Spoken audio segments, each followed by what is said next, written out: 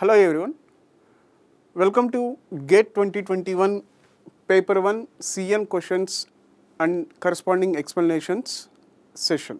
Okay, so as part of this GATE 2021 Paper 1 question paper from Computer Networks, we have 4 questions. So first question is this one, which is from network layer. I can say it is composite question, and the next question is based on the sliding window protocol, that is from data link layer, and the next question is based on the TCP, which is from transport layer, and the next question is based on ARP, which is based on TCP IP reference model.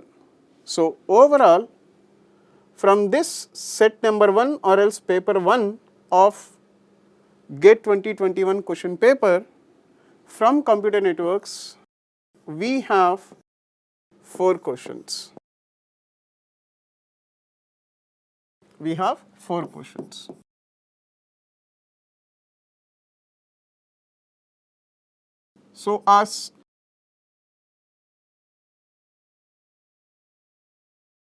So coming to the first question, this is the question from network layer as well as transport layer combination, or else I can say that this is the combination question, composite question, as it is clearly mentioned that the TCP segment is there, which is related to the transport layer, and it is also mentioned that IP header size, which is from network layer, right? So I can say that this is the question based on fragmentation and reassembly. So we have a concept as part of network layer, which is IPv4 datagram header format. From this particular topic, or else we can say subtopic, we have this question, and it is a composite question, right? So let's look into the question statement first. Consider two hosts P and Q connected through a router R. The maximum transfer unit, which is MTU in short form, the maximum transfer unit value of link between P and R is 1500 bytes, and between R and Q is 820 bytes. So what is the meaning of this particular line? So till this, what is the meaning of this question is, it is saying that there is two hosts, there are two hosts, one is P and another one is Q. Okay, so between these two hosts are connected through a router. So here I am having a router. Through this, these two are interconnected. The link, so this is the link which is existed between the P and R. It is having an MTU of 1500 bytes. So this is having an MTU of 1500 bytes. And the link between R and Q is 820 bytes. So this is R and this is the Q. Between these two, we are having a link whose MTU is 820 bytes. 820 bytes. So this is what the meaning of till this particular part of the question. Next, coming to the continuation of the question, a TCP segment of size 1400 bytes was transferred from P to Q through R with IP identification value as 0x1234. Assume that the IP header size is 20 bytes. Further, the packet is allowed to be fragmented, that is, do not fragment flag in the IP header is not set by P. Which of the following statements is or are correct? So option A is saying that if the second fragment is lost, P is required to resend the whole TCP segment. Option B, TCP destination port can be determined by analyzing only the second fragment. Option C, if the second fragment is lost, R will resend the fragment with the IP identification value 0x1234. And option D, two fragments are created at R and the IP datagram size carrying the second fragment is 620 bytes. So which of these statements, 4 statements, is correct here? This is what the question, right? So look at, so we are having a sender P, we are having a receiver Q. Between these two we are having a router R, okay? So look at, this is my router, this is my host P, this is my host Q. Host Q.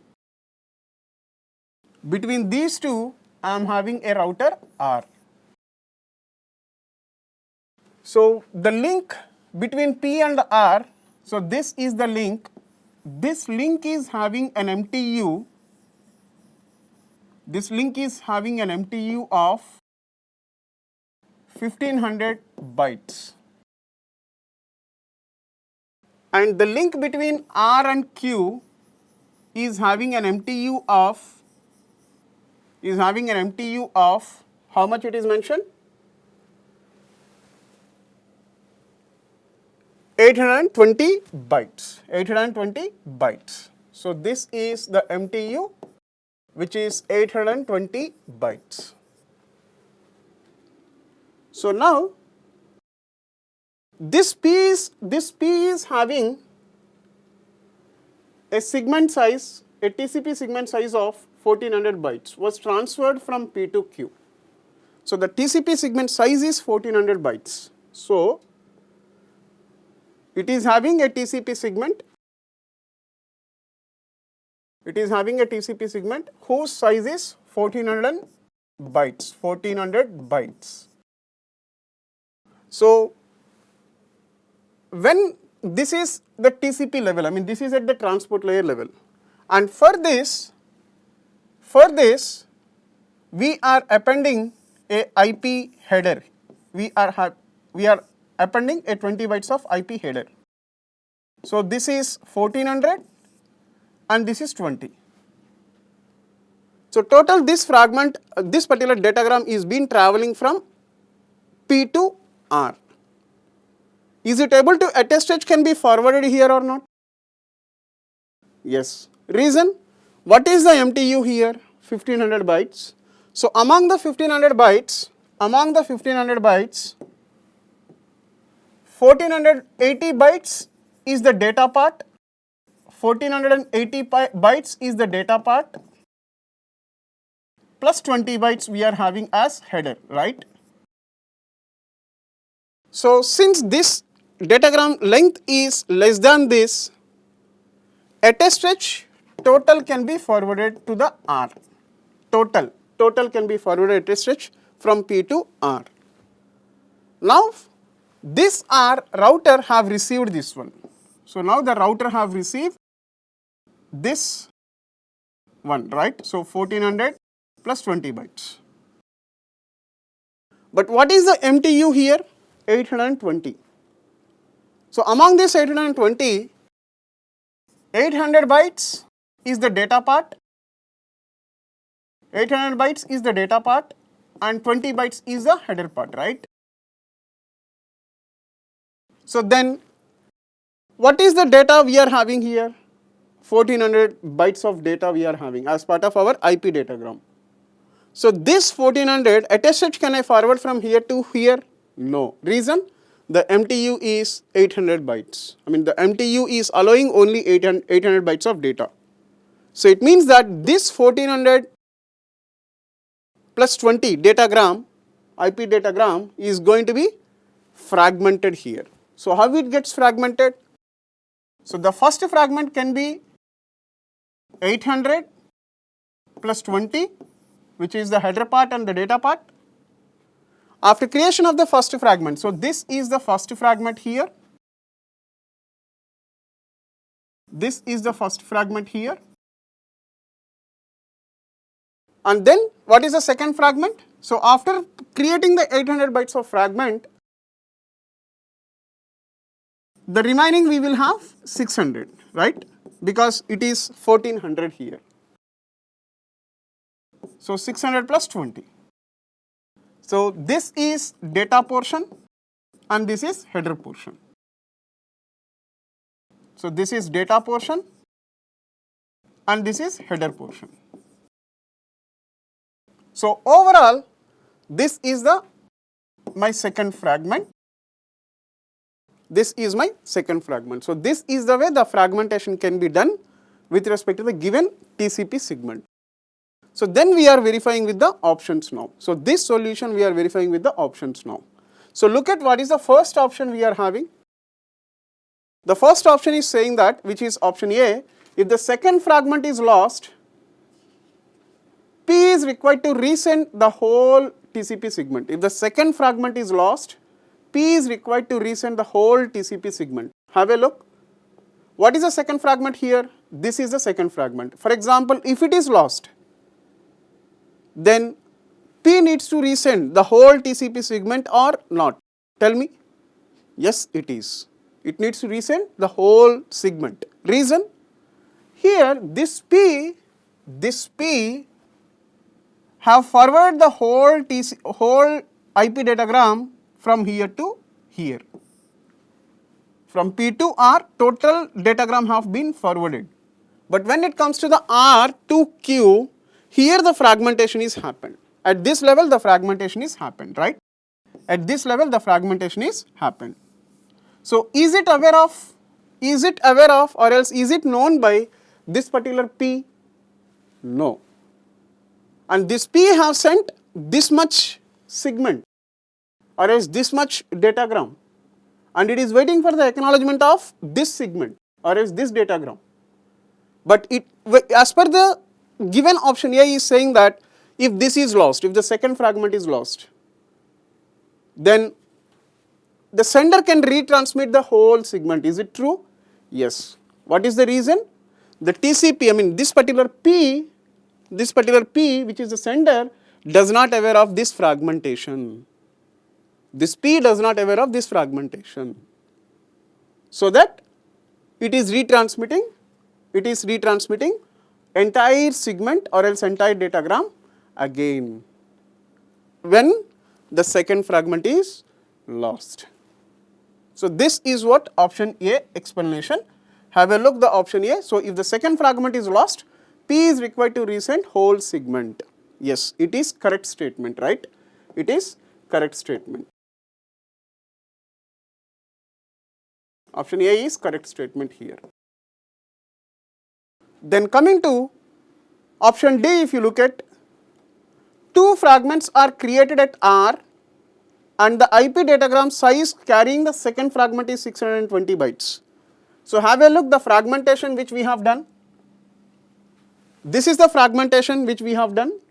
And what is the length of the second fragment here? The second fragment datagram length is total, it is 620 bytes, right? Which is exactly matching with the option D, right? So that is why we can say that option D is also a correct statement here. Then coming to the option B here, TCP destination port can be determined by analyzing only the second fragment. Is it true? No, it is incorrect. It is incorrect. So why it is incorrect? The reason is, when it comes to the receiver side, when it comes to the queue, then this queue, so now these two fragments can be forwarded to the queue, and this queue is responsible for reassembling the whole fragments into a single datagram. The queue is responsible for reassembling. All these fragments gets reassembled into a single datagram. So as that reassembled datagram decides the destination port number. But here it is mentioned that the second fragment, option C is mentioned that, option B is mentioned that the destination port number, port can be determined by analyzing only the second fragment. No, it is with respect to the whole datagram, because at the destination level reassembling is happening. Got it? So that is why this is incorrect. Next, coming to the option C, what it is mentioned, if the second fragment is lost, R will resend the fragment with the IP identification value of 0 cross 1234. Is it true? No, it is also incorrect. So why it is incorrect? Why it is incorrect? The supporting explanation to say it is incorrect is, whenever a fragment is lost, when this second fragment is lost, look at, when this second fragment is lost, then this P will resend the whole datagram again. Then again here the fragmentation can be done. So when that fragmentation is done, then again there is no condition we should use the same identification number for the second fragment. It is an optional. We may send the same, it is an optional one. So, and of course, resending the fragment with the same identification number is not useful to us. Okay, so based on this information, we can say that this option C is also incorrect. Reason? So, using the same identification number, resending the second fragment is not useful here. And it may or may not, but it is mentioned that it will resend. Okay, so that is why we are saying that this particular option C is incorrect. So overall, as per the question statement, we need to find out the correct statement. So here two statements are correct. What are the two statements that are correct? A and D. So A and D, option A and option D are correct statements here, and this is the key. So option A and option D, these two are correct. Okay, so I hope you are clear with this explanation. This is the question from GATE 2021 set number 1 question paper, and this question is based on sliding window protocol. This question is based on sliding window protocol, and it is from data link layer concept. So look at the question statement.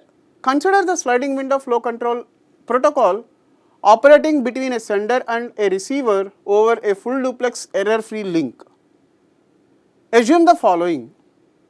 The time taken for processing the data frame by the receiver is negligible. Yes, so it is saying that processing time is negligible here. Processing time is negligible. The time taken for processing the acknowledgement frame by the sender is negligible. So it means that the acknowledgement processing time also negligible here. It is also negligible. Next, the sender has infinite number of frames available for the transmission, and the size of the data frame is 2000 bits. The size of the data frame is 2000 bits, which is value L is given, and the size of the acknowledgement frame is 10 bits. The size of the data frame is given as 2000 bits, and the size of the acknowledgement frame is given as 10 bits. So this is the 10 bits is length of the acknowledgement. This is for length of the acknowledgement. Let's say I can say that it is LACK. Okay. The link data rate in each direction is 1 Mbps. So it means that the bandwidth value is given as 1 Mbps. So I can say this is the B value. One-way propagation delay of the link is 100 milliseconds. So means that this is given TP. Propagation time, TP is given here, which is 100 milliseconds. The minimum value of the sender's window size in terms of the number of frames rounded to the nearest integer needed to achieve a link utilization of 50% is. So link utilization of 50% in the sense efficiency is given. Efficiency is given. So now we are collecting all this information to solve this question. Okay. right. So look at what is the given data.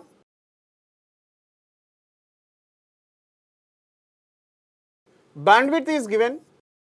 So what is the value of bandwidth it is given? 10 power 6 bits per second, or else 1 Mbps. It is given that 1 Mbps. Verify. Yes, it is given that 1 Mbps, and the frame size is 2000 bits. Frame size, which is L, is 2000 bits. Frame size is 2000 bits.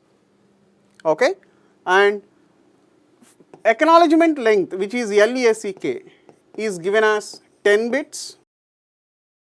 Is given as 10 bits, and the propagation time TP is given as 100 milliseconds. Yes, it is given that 100 milliseconds.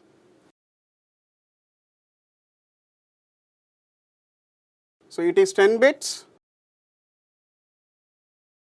and this one is 100 milliseconds. Processing time of data frame and acknowledgement frame, both are negligible as per the question, right? And efficiency is given. Efficiency is given as 50%. And it is asking us to calculate what is W. What is W? So this is the given information. So look at. So now we are starting the solution by considering L and B first. So when we consider L and B, then the Tx value we can have like L by B. So the formula for finding the transmission time is L by B, where L I can write as 2 into 10 power 3 bits by bandwidth I can write as 10 power 6. Okay. So then it is going to be 10 power 3, 10 power 6 gets cancelled, I can get 2 milliseconds. So the transmission time is 2 milliseconds here. Then we can calculate acknowledgement transmission time, which is TACK. So what is the formula to calculate the TACK? LACK by bandwidth. What is the LACK here? 10 bits by bandwidth is given as 10 power 6 bits per second, which I can write as 10 power 3 into 10 power 3. So 10 power 6 is the bandwidth. I have splitted that into 10 power 6 into 10 power 6. The intention to split here is I want to express TACK in terms of milliseconds, as Tx is already calculated in terms of milliseconds and Tp also already calculated in terms of milliseconds. So then this is going to be 0.01 milliseconds, right? So the TACK value we are getting as 0.01 milliseconds. So then we have Tp also. So Tp is given as 100 milliseconds, right? So then what is the efficiency we have in the sliding window? So the efficiency formula, so therefore efficiency of sliding window protocol is, you can write as follows, right? So that is W into Tx by Tx plus 2Tp plus TACK. This is the efficiency formula which we use to calculate efficiency of sliding window. But this efficiency value is given as 50%. So then, so since it is given as 50%, I can write here the expression like 1 by 2 is equals to W into Tx by Tx plus 2Tp plus TACK. Got it? So then, so 1 by 2 is equals to, what is the value of W that we need to calculate?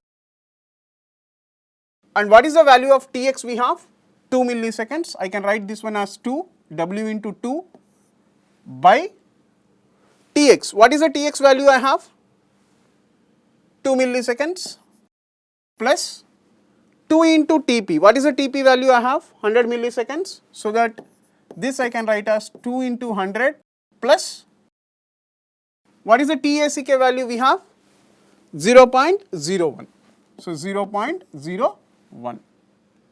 So then this I can write as, by doing the cross multiplication, I can write this one as 4W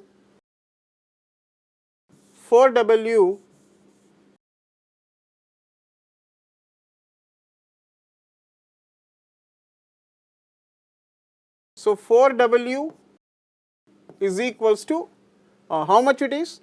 2 plus 2 into 100. So 2 into 100 means 200, right? So 200 plus 2, 202 plus 0.01, which is going to be 202.01. So 200 plus 2, which is 202, 202 plus 1, 202 plus 0.01, which is going to be 202.01. So then this I can write as W is equals to 202.01 by 4.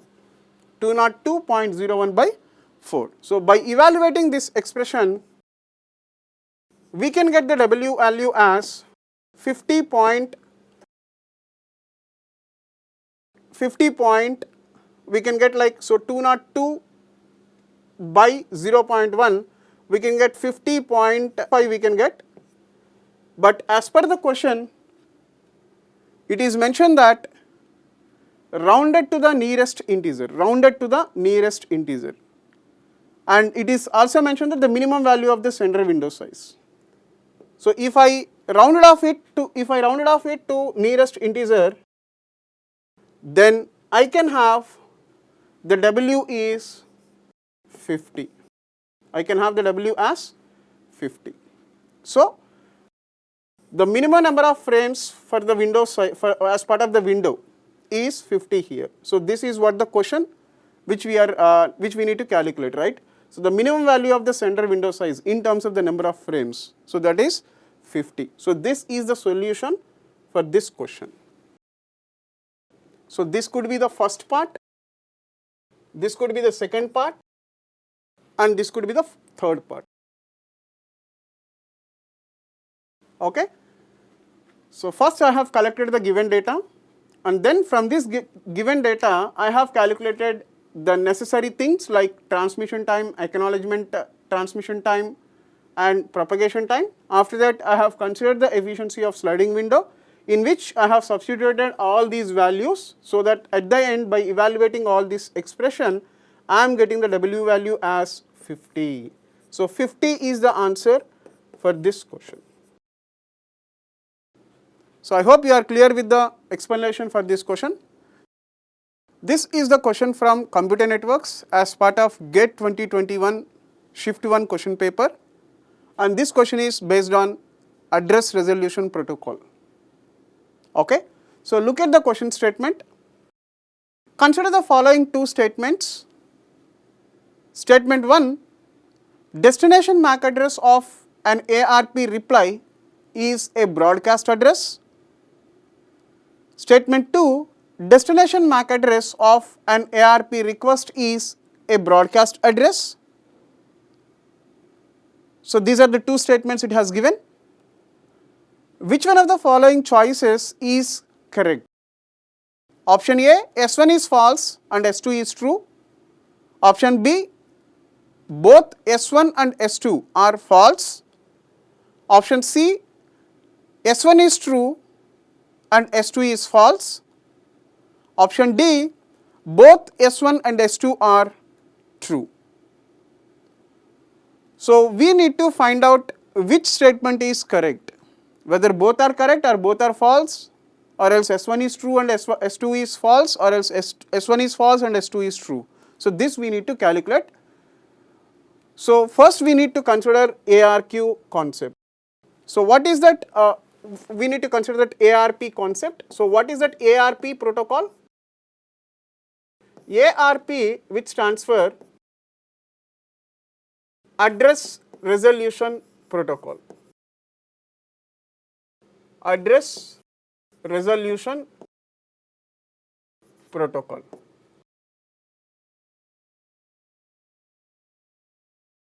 So this ARP is part of internet layer, right? So ARP is part of internet layer, or else you can say network layer.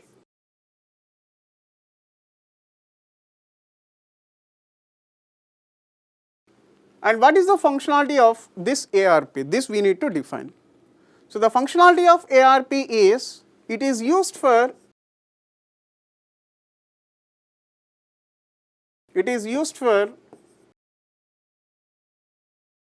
finding the MAC address.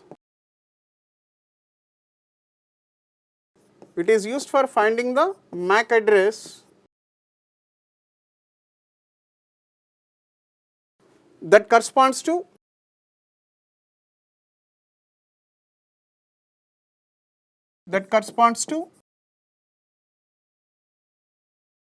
IP address.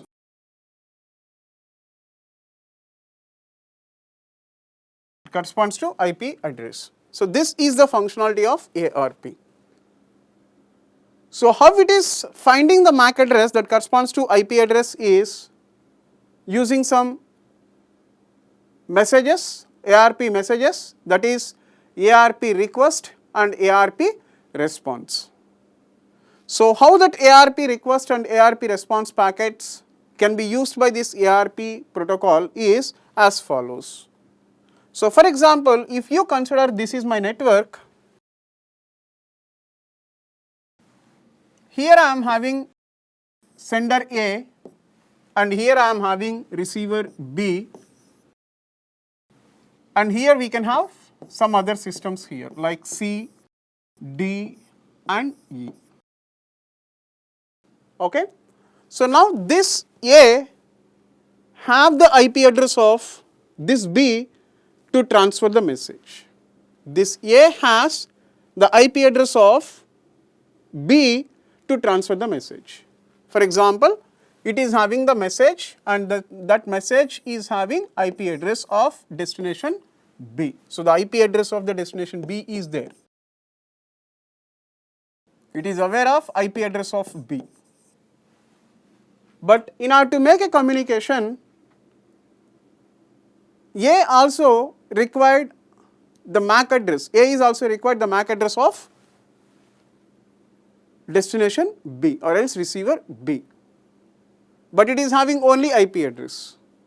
So then how it can find out the MAC address of destination B or else receiver B? For that, what it is doing, it is sending a ARP request. It is sending a ARP request packet. So this is the ARP request packet. So this is the ARP request packet. So this ARP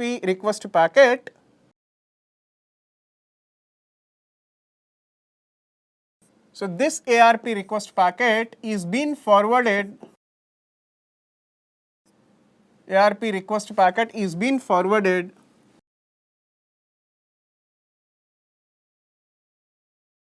to all the systems of the network. So this is been forwarding to this, this is been forwarding to this, this is been forwarding to this, along with this BA, right? So what does it mean?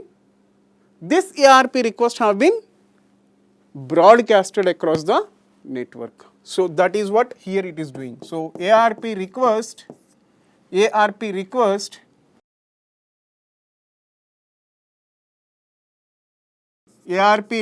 message or else packet is broadcasted.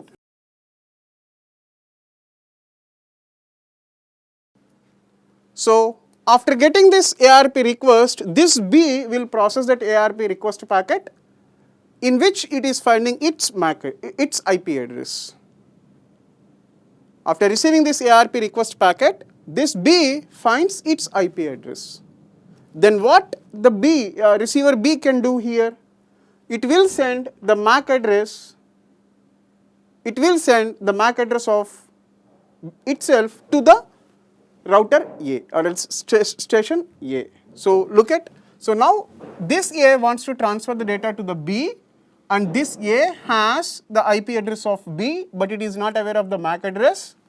So that once this ARP request packet have been received by this B, because this ARP request packet contains the IP address of the B. So then this B is responding to the A as follows. So look at the same network now I am considering. So this is my A, which is the sender, and this is my B, which is my receiver. And here we are having the other systems like C, D and E. So now this B, after receiving the ARP request packet,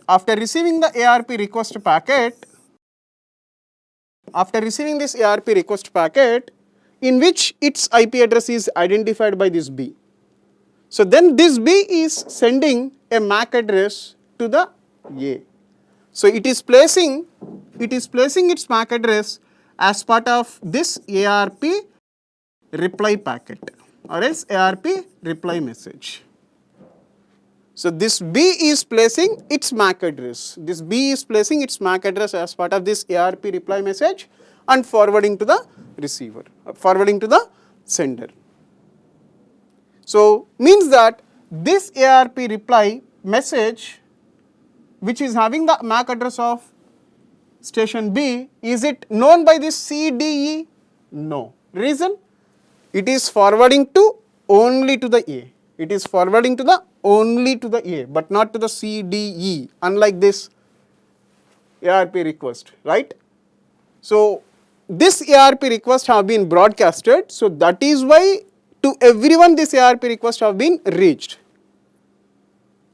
But this ARP response packet or else ARP reply packet is been forwarding to only A by B. It means that this is called your unicast. This is called your unicasting. So means that the ARP response or else reply message, the ARP response or else ARP reply message is unicast. It is unicasted. So based on this simple diagram, we can easily answer the given 2021 question. Look at destination MAC address of an ARP reply is a broadcast address. So the destination MAC address of ARP reply, underline this particular or else concentrate on this particular line, is a broadcast address. Is it a broadcast address? Have a look. Yeah, it is speaking about ARP reply, right? So the ARP reply is unicast, it's not broadcast. But statement 1 is mentioned that,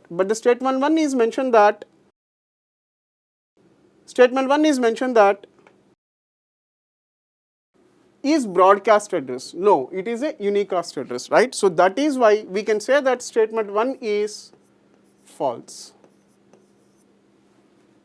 And coming to the statement 2, the destination MAC address of an ARP request, is broadcast address. Is it correct? Destination MAC address of ARP request is broadcast address. See, look at the ARP request packet.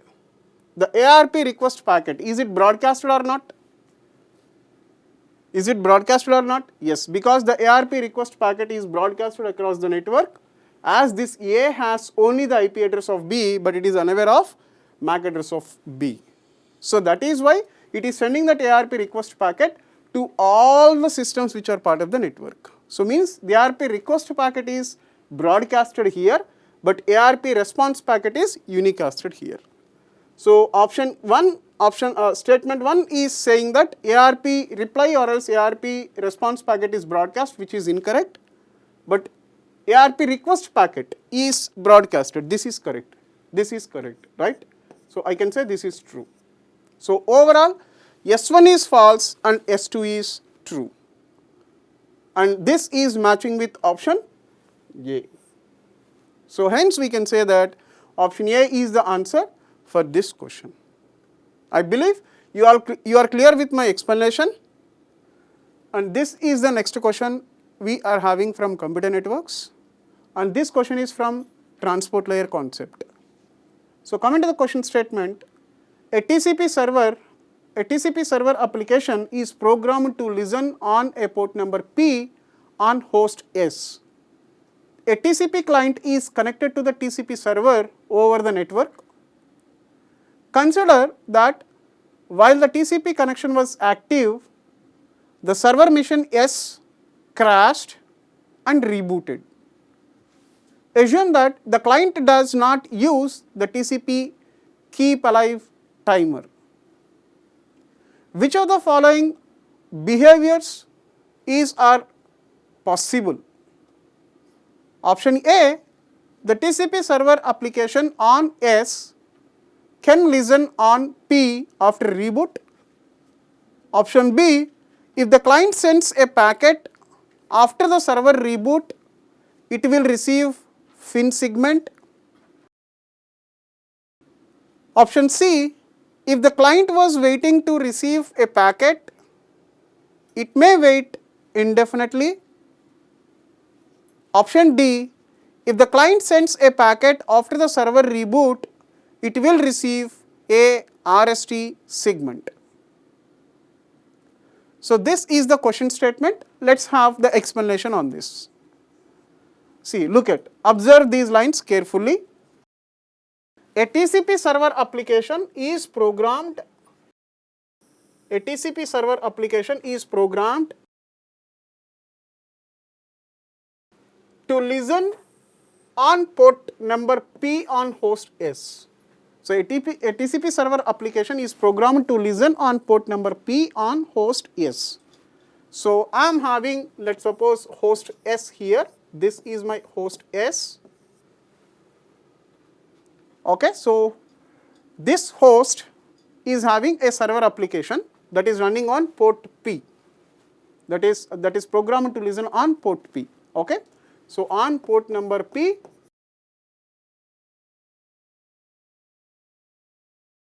a TCP server application is programmed to listen, and a TCP client is connected to this TCP server over the network. Let's suppose this is the TCP client and this is being connected over the TCP network. Consider that while the TCP connection was active, okay, the TCP connection is active, the server machine is crashed. So this is crashed, the server is crashed, okay, and it is rebooted, Assume that the client does not use TCP keep alive timer. So keep alive timer. So for what purpose? See, TCP uses 4 types of timers. TCP uses 4 types of timers. TCP uses 4 types of timers. So what are the 4 types of timers we have? The first one is, you can say that, keep alive timer.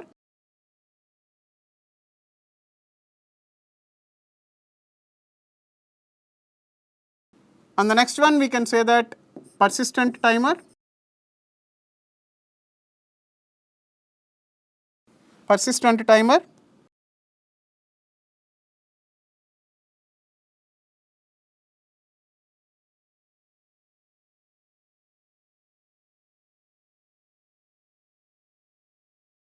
And the next one, it is saying that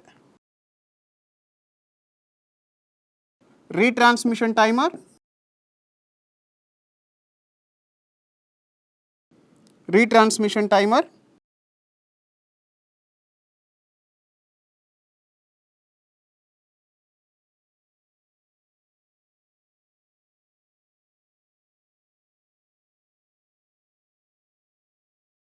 And the last one we have time wait timer.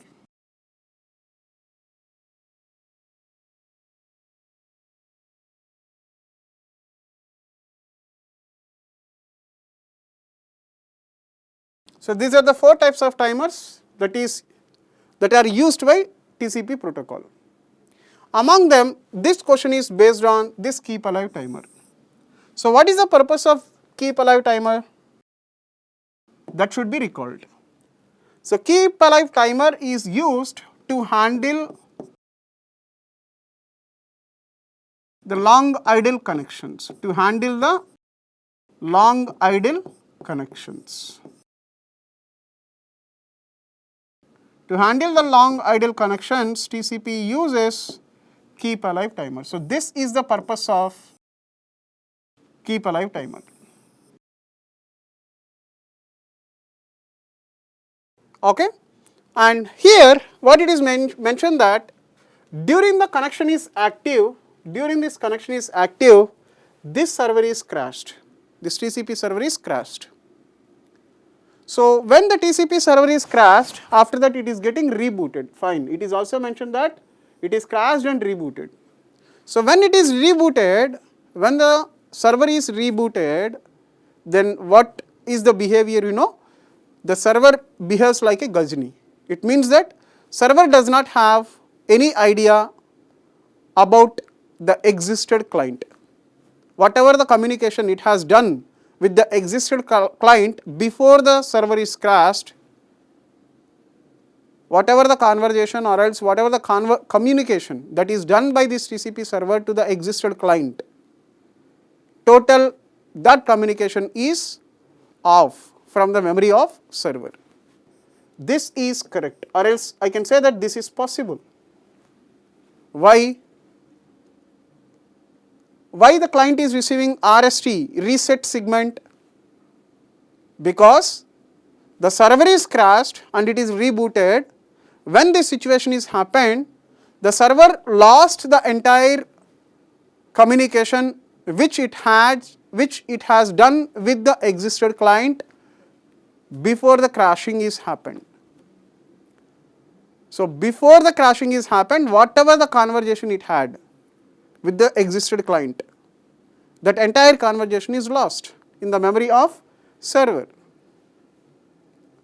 Then if the client, the existed client, if it sends a packet to the server after the reboot, then this server, since it is lost the memory about the existed client, then this server will ask reset the connection to the particular existed client by sending a reset segment. So means that after reboot of the server, if the client have sent a packet, the reply from the server to the client is RST segment, which is correct statement. So option D is correct statement here, or else it is possible. Then coming to the option C. What is this option C? Have a look. If the client was waiting to receive a packet, it may wait indefinitely. Is it correct or not? Is it correct or not? Yes, it is also correct. Or else it is also possible. So how we can say it is possible? So after the server is rebooted, if the client have sent a packet, in reply to that particular packet, the server is sending the RST segment. For example, if this RST segment is lost, for example, during the transition, if this RST segment is lost, then the client is keep on waiting or not? Yes. Then there is a possibility the client, if the reset flag, if the reset segment is keep on, we are error. Let's suppose if we are facing the loss of reset segment continuously, then whatever the existed client we are having, that particular existed client is keep on waiting in an indefinite manner. So that is why we are saying that it is possible. It is possible due to there is a possibility for the RST segment can be lost. Since there is a possibility for RST segment lost, we can say that the client can wait for a packet in an indefinite manner. Okay? So hence I can say that option C is correct statement or else possible statement. Then coming to the statement B.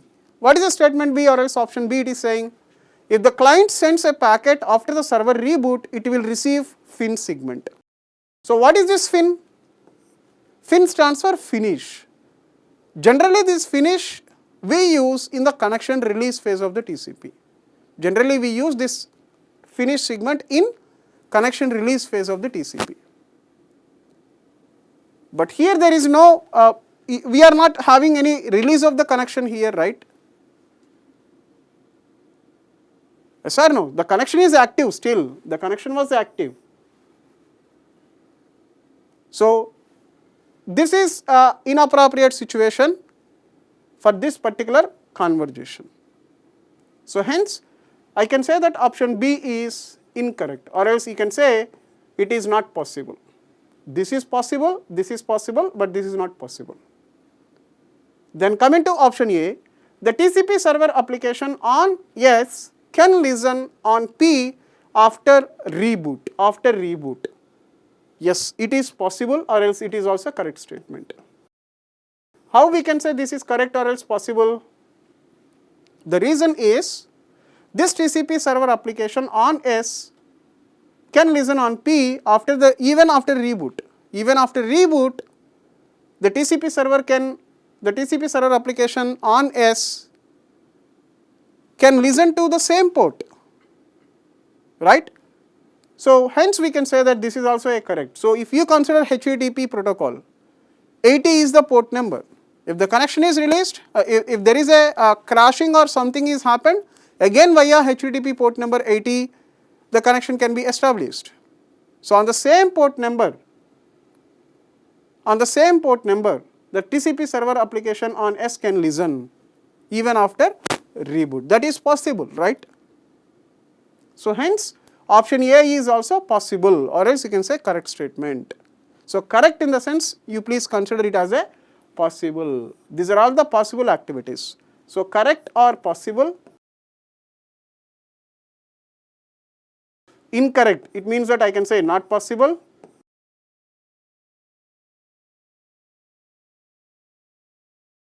And correct, it is also possible.